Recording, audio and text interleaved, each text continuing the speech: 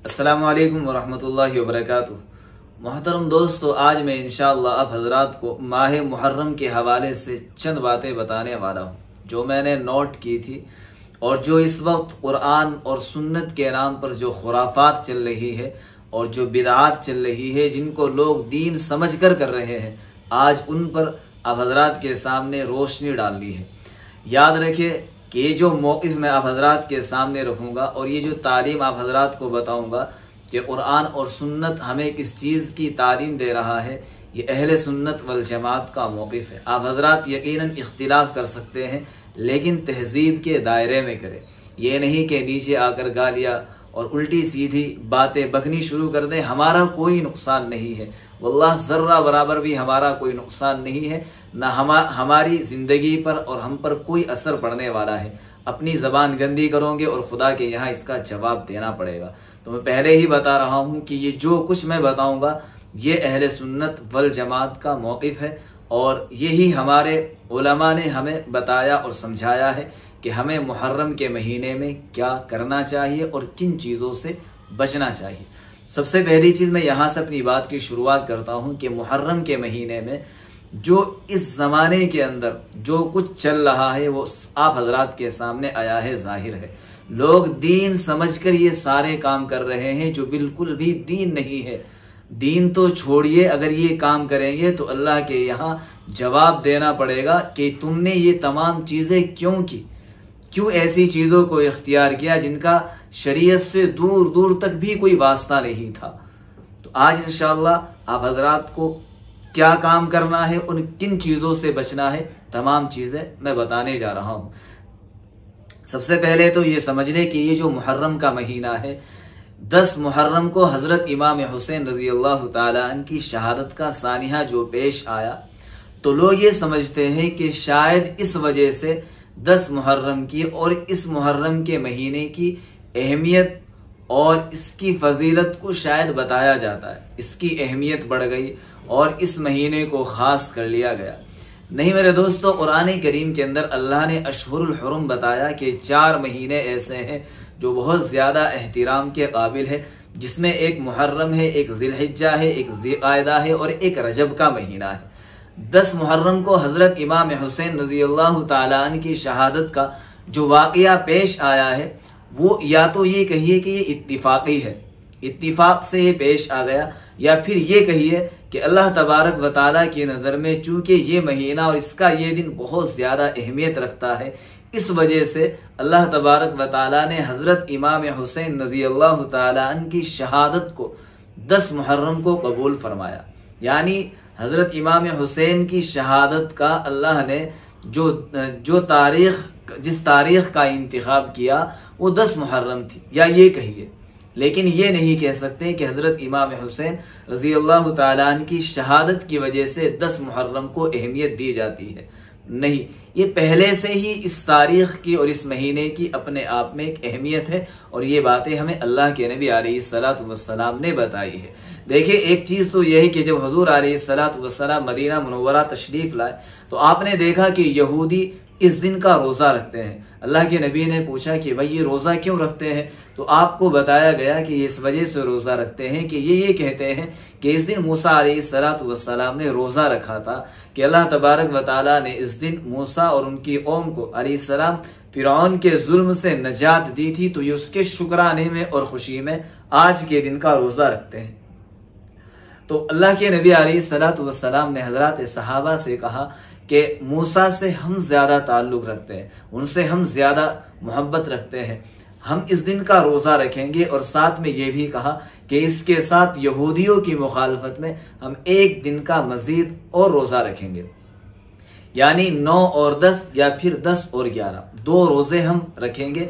और हुज़ूर अलैहिस्सलातु वस्सलाम ने यही सहाबा को तरगीब दी थी, इसकी तालीम दी थी। और भी बहुत सारे वाक़यात हैं जो इस तारीख़ में और इस दिन में पेश आए। बहरहाल अल्लाह के नबी अलैहिस्सलातु वस्सलाम ने इस तारीख़ में और इस दिन में रोज़ा रखने की तरगीब दी है और तालीम दी है। बहुत से लोग क्या करते हैं, वो ये समझते हैं कि भाई अच्छा अब मैं बताऊं कि अब हमें इस दिन में क्या क्या हमें समझाया जा रहा है और हम क्या क्या कर रहे हैं। लोग समझते हैं, एक चीज़ तो यही हुई कि ये हजरत इमाम हुसैन रज़ियल्लाहु ताला अन्हु की वजह से नहीं, सिर्फ आपकी वजह से इस दिन की और तारीख की अहमियत नहीं है, बल्कि पहले से ही इसकी एक अहमियत चली आ रही थी। तो लिहाजा इस चीज को सही करें, ये पहले से ही अपने आप में एक अहमियत रखता है। दूसरी चीज, लोग क्या समझते हैं कि भाई इस दिन के अंदर सोग करना चाहिए, मातम मनाना चाहिए, ताजिए निकालने चाहिए, अपने क्या बोलते हैं मुंह पर मारना चाहिए, सीनों पर हाथ मारने चाहिए और न जाने कैसी कैसी चीजें करते हैं। देखो हजरत अब्दुल्ला इब्न मसूद रज़ियल्लाहु ताला अन्हु की रिवायत है, अल्लाह के नबी अलैहिस्सलातु वस्सलाम ने इरशाद फरमाया कि जो आदमी अपने मुंह पर मारता है, अपना गिरेबान फाड़ता है, ज़माने जाहिलियत की तरह चीखो पुकार करता है, वो हम में से नहीं है। ये हुजूर अलैहिस्सलातु वस्सलाम की हदीस है। तो लिहाजा जो लोग इस तरह की हरकत करते हैं वो अल्लाह के नबी की इस हदीस को भी याद रखें। अल्लाह के यहाँ जवाब देना पड़ेगा कि अपनी जानों पर जुल्म क्यों किया। पूरे साल तुम्हें याद नहीं रहा नमाज कैसे पढ़नी है और अल्लाह को कैसे याद करना है। 10 दिन तक शोर मचाया, अपने गिरेबान को फाड़ा, चीखो पुकार के और समझ लिया कि भाई हमने फर्ज अदा कर लिया। ये इस्लाम की सही तस्वीर नहीं है। इस्लाम सोग मनाने से और इन तमाम हरकतों से मना करता है। तीसरी चीज, लोग समझते हैं कि भाई इस दिन के अंदर ना आप कोई, इस तारीख में ना आप कोई खुशी कर सकते हैं, ना आप शादी ब्याह कर सकते हैं, ना आप निकाह कर सकते हैं, ना औरतें मेहंदी लगा सकती हैं। ये तमाम चीजें गैर शरई है, बिल्कुल गलत है, ऐसा नहीं है। सारे दिन सारे महीने अल्लाह के हैं और अल्लाह ने इजाजत दे रखी है, जिस दिन में चाहे आप खुशी मनाएं, जिस दिन में चाहे आप निकाह करें, जिस दिन में चाहे मस्तूरात को इजाजत है आप मेहंदी लगाएं। तो इस तरह की चीजें इस्लाम के अंदर ऐड ना करें, इनकी गुंजाइश नहीं है। चंद चीजें और मैंने नोट की थी जो इस जमाने के अंदर लोग कर रहे हैं, मैं आप हजरात को पढ़कर सुनाता हूं कि वो चीजें और क्या थी। बाद हजरात कहते हैं कि भाई इस दिन में काला लिबास पहनना चाहिए, सफेद लिबास नहीं पहनना चाहिए। देखिए अगर इस वजह से काला लिबास पहनेंगे कि सोग मनाना है, फिर तो इजाजत नहीं है। और अगर आम वैसे ही इंसान पहन ले फिर कोई हर्ज नहीं है, कोई गुनाह नहीं है। मगर फिर भी मुशाबहत इख्तियार ना करे, बचे। कहीं लोग ये ना समझे कि शायद इसने सोग की वजह से काला लिबास पहन रखा है, क्योंकि लोग ज्यादातर इस महीने में सोग करते हैं, मनाते हैं। तो लिहाजा इन चंद दिनों को छोड़कर इनके बाद के जो दिन शुरू होने वाले उनमें काला लिबास पहने। लेकिन बहरहाल इजाजत है, काला लिबास पहनने में कोई हर्ज नहीं है। बहुत से लोग ये भी कहते हैं कि भाई इस महीने के अंदर तो मकान भी नहीं बनाना चाहिए। ये भी गलत है। मकान बनाओ, मकान की तामीर करो, शादी करो, खुशियां मनाओ, कोई हर्ज नहीं है। काम क्या करने हैं वो मैं इंशाल्लाह आखिर में बताऊंगा कि करना क्या चाहिए।